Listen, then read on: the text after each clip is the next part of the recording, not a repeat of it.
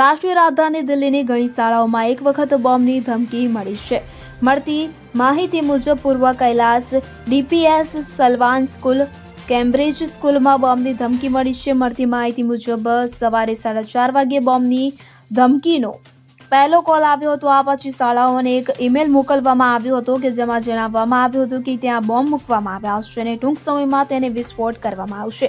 જો કે પોલીસ તપાસમાં હજુ સુધી કંઈ મળ્યું નથી. ઉલ્લેખનીય છે કે અગાઉ દિલ્હીની 40થી વધુ શાળાઓને 8 ડિસેમ્બરે રાત્રે 11:38 સમાન ધમકીભર્યો મેલ મળ્યો હતો કે જેમાં દાવો કરવામાં આવ્યો હતો કે તેમના કેમ્પસમાં બોમ્બ મૂકવામાં આવ્યા હતા. મેલમાં કહેવામાં આવ્યું હતું કે જો બોમ્બ વિસ્ફોટ થશે તો મોટું નુકસાન થશે. મેલ મોકલનારને બ્લાસ્ટ રોકવાના બદલામાં $30,000ની માંગણી કરી હતી. જો કે પાછળથી તપાસમાં આ ફેક મેલ હોવાની જાણ થઈ હતી. ત્યારે અત્યારે શાળાઓમાં એક વખત બોમ્બની ધમકી મળતા સર્ચ ઓપરેશન શરૂ કરી દેવામાં આવ્યું છે.